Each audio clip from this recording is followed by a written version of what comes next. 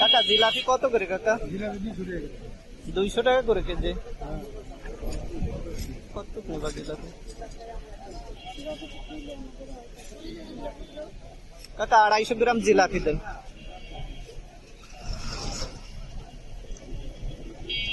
আজকে আমরা বাসায় মুড়ি ভর্তা করব, এজন্য এখান থেকে নিয়ে নেব জিলাপি, ছোলা বুট, আলুর চপ, বেগুনের চপ এবং পেঁয়াজ। বাইরের মুড়ি ভর্তা থেকে বাসায় আমরা মুড়ি ভর্তা করে খেলে অনেক সুস্বাদু হবে এবং কিছুটা স্বাস্থ্যকর হবে।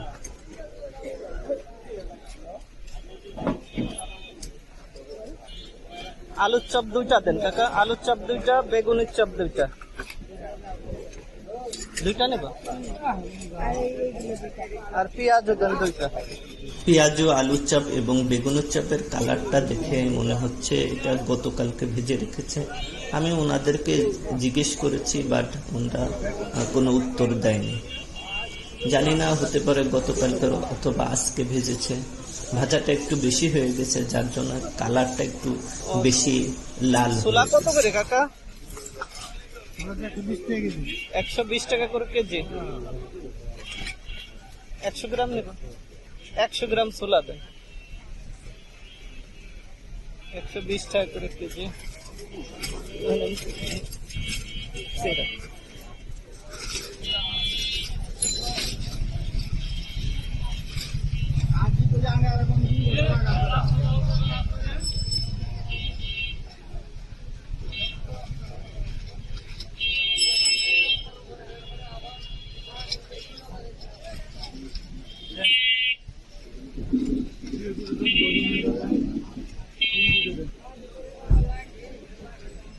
পেঁয়াজ, আলুর চপ এগুলোর কালার মূলত ভাজলে ইয়েলো হওয়ার কথা, বাট কালারটা ফ্যাকাশে এবং আপনারা দেখতে পাচ্ছেন বিবর্ণ হয়ে গেছে।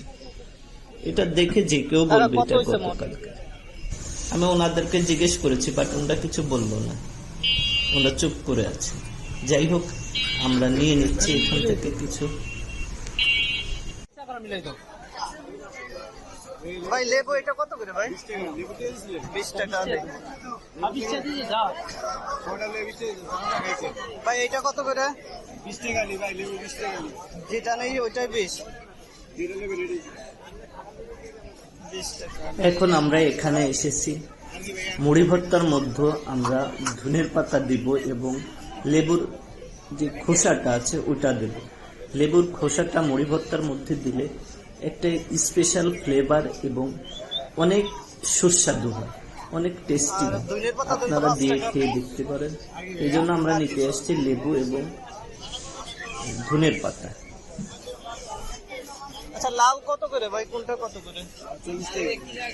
40 টাকা পিস। যেটা নেই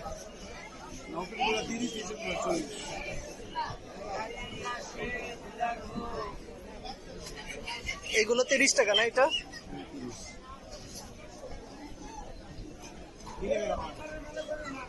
30 টাকা করে পিস।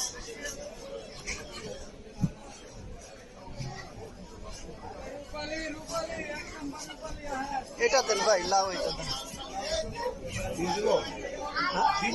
হ্যাঁ ওইটা দেন। মরিচ কত করে ভাই? মরিচ কত করে?